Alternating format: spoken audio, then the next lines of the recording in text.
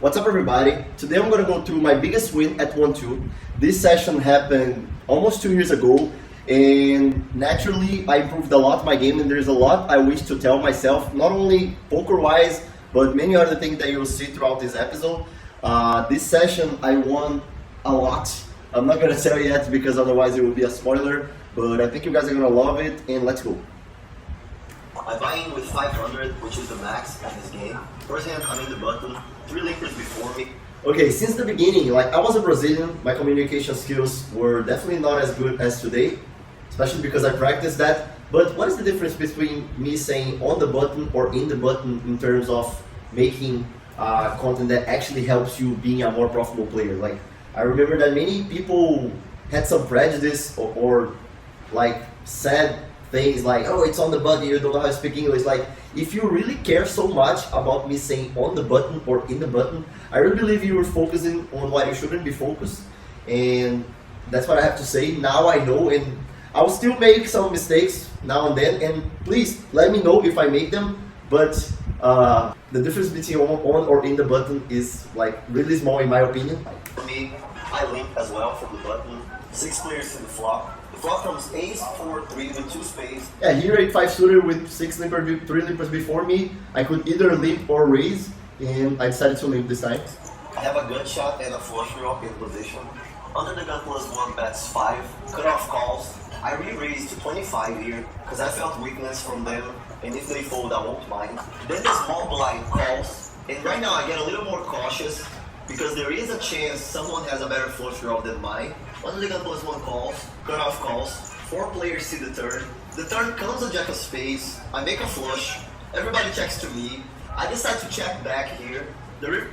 I don't like this check back because most of that field, they didn't bluff so often, they were really passive. So if you're playing against a field that bluffs a lot, okay, checking back this turn might open space for them to bluff, so you would make money over their bluffs.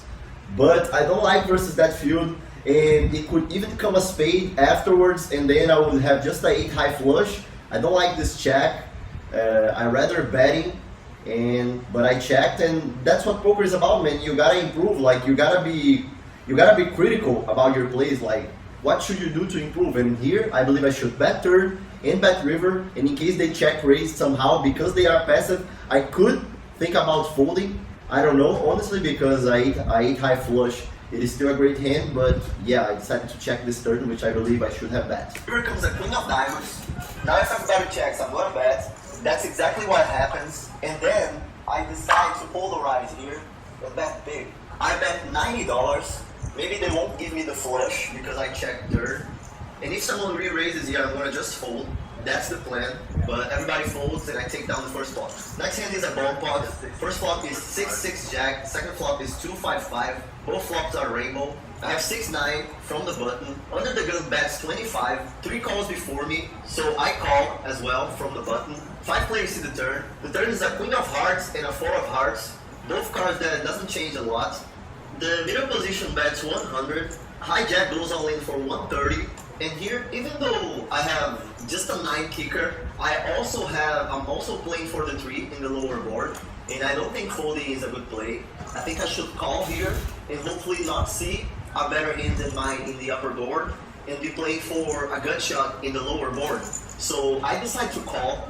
Middle position calls as well. The river is a 4 of diamonds in the upper board and a king of hearts in the lower board. I don't hit my gut shot. She checks. And here, I think I should shove to maybe generate fold equity on her. So I decide to shove and put her all in. There is a chance she has a better 6 than I do, but I still think it's better to shove. She tanks for a while and ends up folding.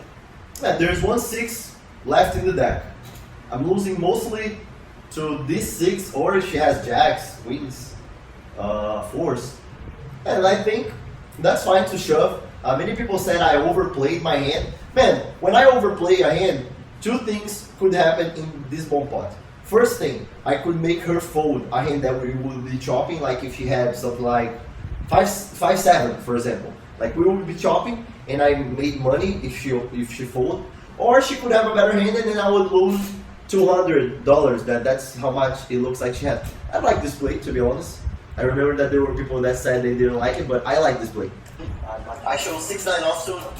The other guy shows ace-5 of spades, and we end up chopping. Next hand is another bomb pot. People really like to play bomb pots here. And when it's a table that commits a lot of mistakes in this game, I actually enjoy it because it's an expensive game where people just usually make bad decisions, which opens a lot of space to make money. I look at my hands and I have king 4 with a 4 of hearts. So I feel pretty good here. I'm on early position, so I bet 35. I think I could bet a little bigger here, but it's okay to bet 35 too. Middle position call, we're heads up to the turn. The turn comes an 8 of clubs and a 9 of hearts. So I'm flush drawing the lower board and I have 2 pair in the upper board. He has like 140 behind, so SPR is pretty much 1-1 here. So I decided to shove all in and try to generate fold equity on him. Same logic, pretty much the same logic as the last hand. He folds and I take down the pot. Next hand is another bomb pot. I see my hand and I have kings. I check. I'm in the small blind, so hopefully someone is gonna bet, which doesn't happen. Everybody checks behind. The turn is a 5 of hearts and an ace of spades. Now I'm gonna bet. I bet 50. Middle position call. Low jack shoves all in for 175, which I love seeing that. The high jack also goes all in for a little less, like 150. And here I have a decision between calling or shoving. And I think because it's a bomb pot, if I call, I'm just gonna give great odds for the middle position to call in position against me. He has around 130 plus the 175. So instead of just calling, I just decided to go all in. Or let's go all in. He folds. Nice fold, sir. Nice fold. Right now. I have kings, guys. I think I should have called this turn. Like, there are not so many scary cards in the river, and like he had like 250 and the guy shoved 130, so that's not even a lot of money. I would rather calling and represent more weakness than shoving, but I shoved and it's fine. You see, like, man, and it's normal. If you're it's natural for you to see your game 2 years ago and say, oh, I would do something different. If you don't have that, that's actually wrong, because that means probably that you're not studying enough, you're not improving enough. The other guy mucks, and I scoop. I get this queen jack from the cutoff, 3 leapers before me. I raise to 11, small blind call, middle position call, low jack and high jack call. But it's good to say that with this level of play, that was a good level. Not as good as today, but it was a good level. I crushed 1-2 and 1-3 for a long, long time. Like, I don't remember finding other guy that I talked about that had a better win rate than I had when I played 1-2 and 1-3. So 5 players see the flop. No one called. The flop comes 8, queen 7 with 2 spades. I have top pair. Everybody checks to me. I see bet small here to 31. Small blind calls. Middle position calls as well. They both have a stack of around $60, so SPR is really low. Third comes a deuce, a blank. I shove all in. Small blind call. Middle position folds. River is a 6 of hearts. I show the queen jack. And he bucks. Winning almost $1,000 already. This hand I'm in the big blind with 9.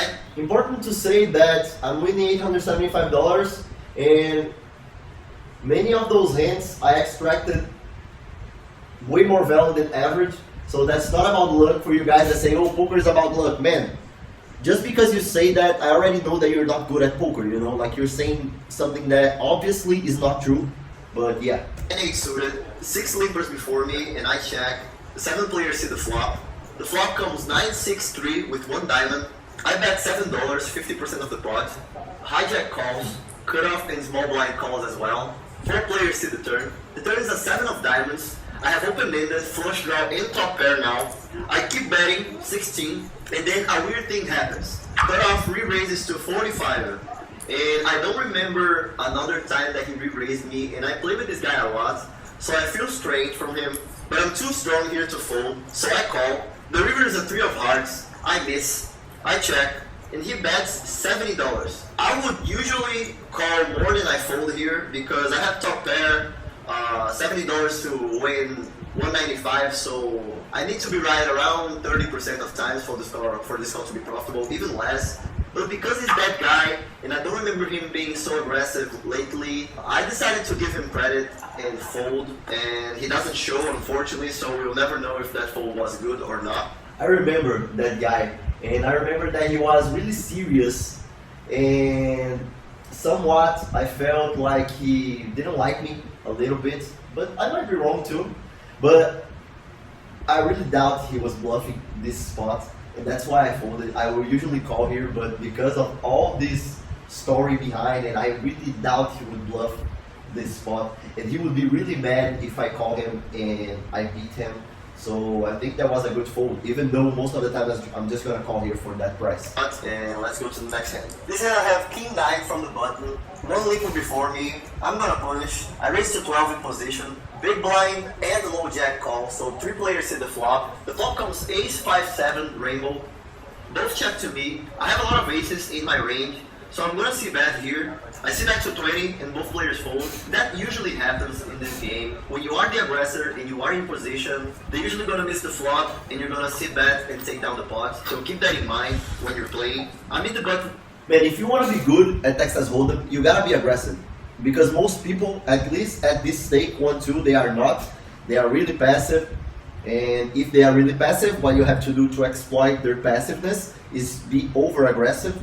So with wisdom, over aggressive with wisdom, but it's definitely a good strategy to be really aggressive versus those players because they will overfold and you will win way more pots, just like this one. Again, 4 liquids before me, I see ace-7 suited. The game is deep, I raise to 16. If they fold pre-flop, I'll be fine, and if they call, I'll be fine as well. 4 players call, so 5 players hit the flop. The flop comes queen 3-4 with 2 diamonds. I have a nut flush draw. Cutoff bets 25, which now I feel like I should just call here. I have a great price, but I decided to put pressure on him, maybe finding a fold. But if he called, I knew I would be playing at least for an ace and for the diamond, so that's around 40% of chance. That's why I decided to raise to 100. I rather call as well because I will make the flush draws that are worse than mine, such as 5 high flush draws, 6 high flush draws, 7 high flush draws, 8 draw, 9 high flush draw, any flush draw that is lower than mine, to call the 25 and remain in the hand, and there will be implied odds of hitting the flush and me extracting value from those players, while when I raise, they will have the chance to fold, and so I will lose their money in case I hit my flush.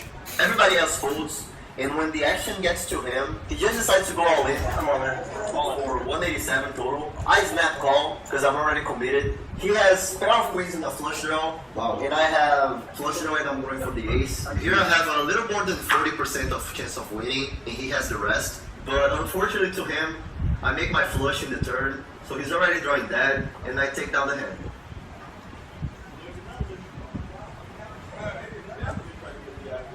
I want to be dealing one of your vlogs for a while. There you go. This is Matt, volunteer dealer at the City Poker. Really nice guy. He wanted to be shown at the vlog, and there you go. 5 hours and 12 of game now, winning around $1,200. I get these pocket 10s from the big blind, button stratus to 10. I raise to 30. Under the gun, right in my left, calls 30. Hijack calls 30 as well. Button calls 2. So 4 players see the flop. The flop comes king 5 deuce rainbow. I'm still winning most of the times here, but I decide to check because maybe someone has the king. Everybody checks. Third comes a 7. Now I'm gonna bet to protect my equity and extract value from worse hands than mine. I bet 55, little less than half of the pot. Under the gun, in hijack folds until the button thinks for a while and decides to shove all in for 140. I call. He shows 7-3 offsuit, so he went all in only with a pair of 7s. I show the 10s, and it's good. That's one of the situations that it pays off to be considered an aggressive person. If let's say I was a tight guy for the whole table, he would probably fold this pair of 7s with a weak kicker. But because of my image, he went all in and I extracted the most from him. It's another bone pot, I'm in the button, and I see ace-5 suited. I have a pair of aces in the lower board, and pretty much ace-high with a runner chance of hitting a flush in the upper board. Middle position bets 40, low jack calls. I think I'm good enough to call here from the button, and the game is deep enough. 3 players in the turn. Both turns are great for us. I hit a pair of aces in the upper board, and now I have a flush draw in the lower board. MP goes all in for 207, low jack folds, and here I just have to call. I have a pair of aces on both boards, and I have a flush draw in the lower board. I hit the flush on the lower board. I show the ace-5 suited. He shows ace-7. He had 2 pair on the lower board, but I got it with the flush, and we chopped in the upper boards, and I got 3/4 of the pot. Got a little bit lucky. He played good with the ace-7, but that's poker. Sooner or later I'll get unlucky as well, and I'll make sure you guys to see it, and let's go for the next hand. hand. Next hand I see ace 10 suited from the big blind. Button straddles to 10 again. I'm gonna raise here. I raise to 30. 3 players call me, so 4 players see the flop. The flop is bad for us. We totally miss. I decide to check because my image is of an aggressive guy, so I don't think a c-bet will get through many times. Everybody checks. The turn is at 3. I decide to try it. I bet $40. Maybe they think I'm going for value here, like pocket 10s, pocket 9s, and decide to fold. Who knows? One of them folds, but the MP and the button call, so 3 players see the river. The river is a 6 of diamonds. I give up the hand.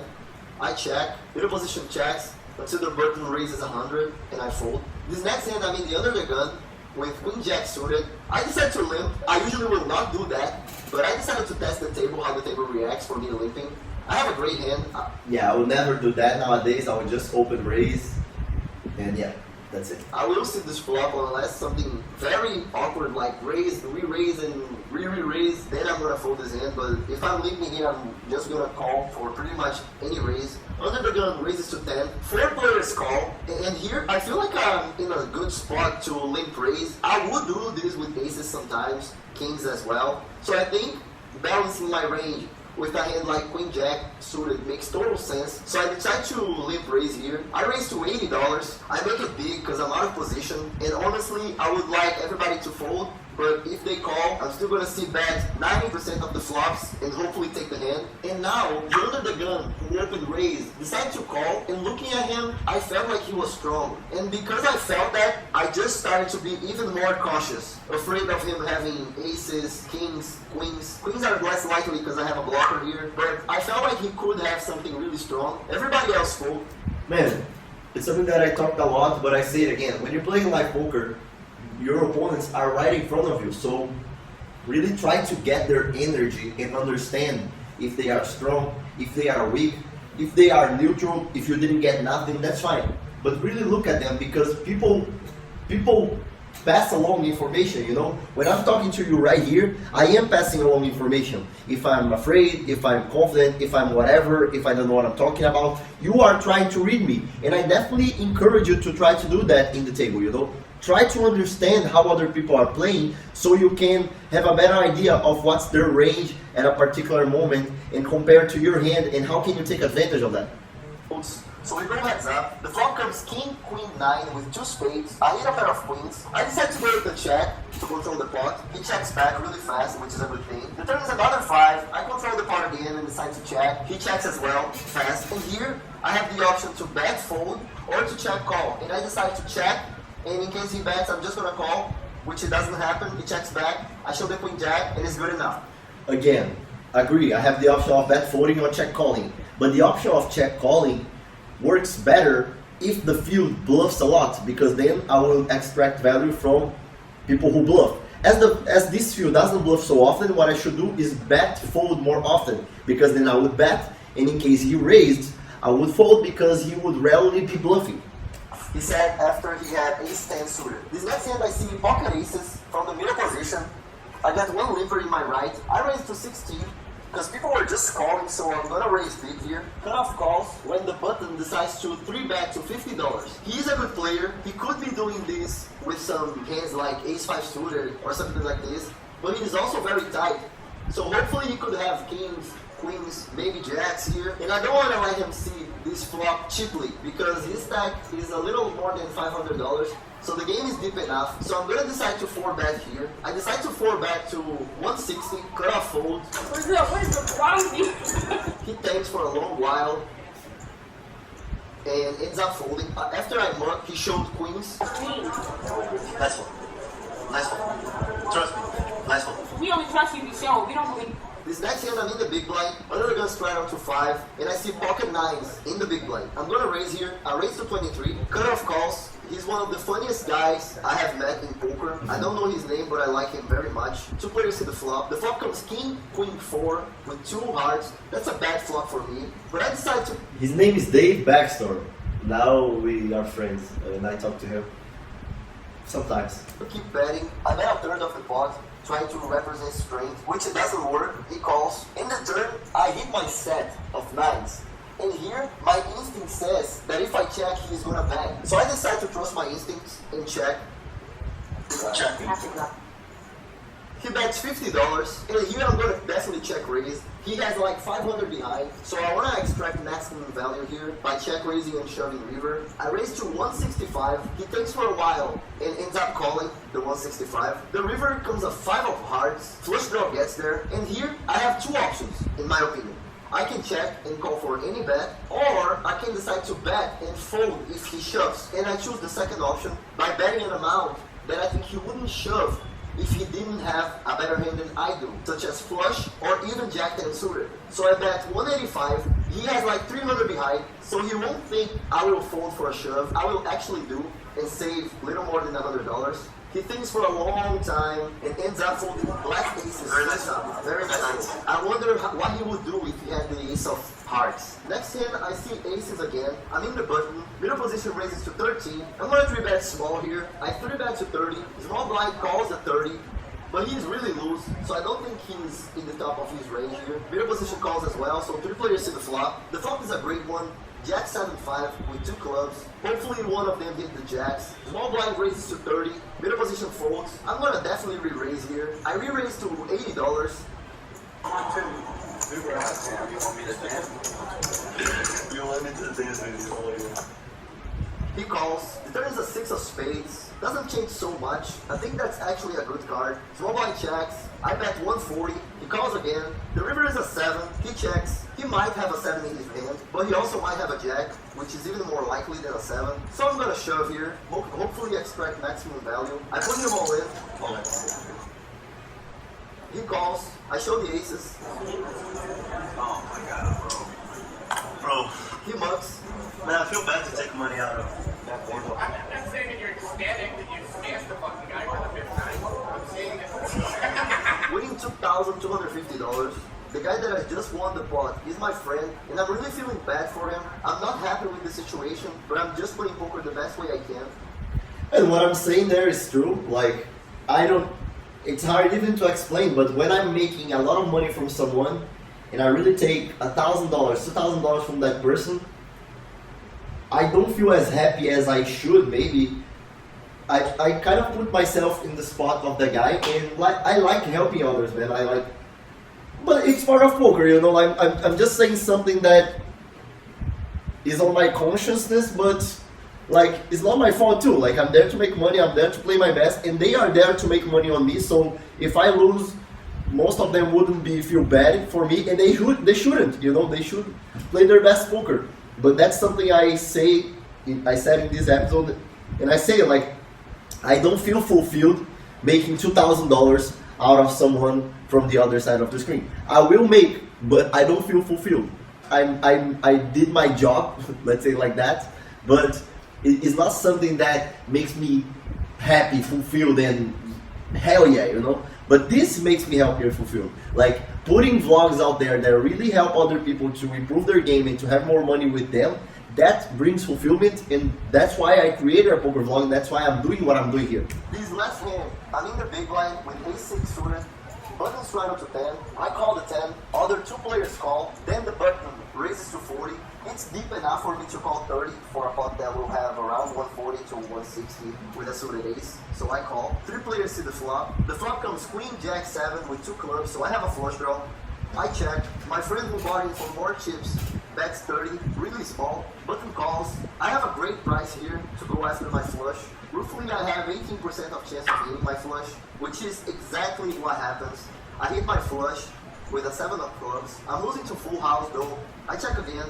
He bets 60 now, having like 130 behind. Button folds. I put him all in. By his face, I already know I'm beating him. He ends up calling. I got it. I don't have a full house, but I have it.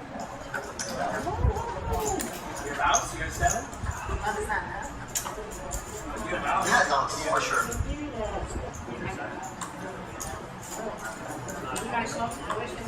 He mugs again, and I take the pot. 8 hours and 52 minutes of game, winning almost $2,500. It's time to go home.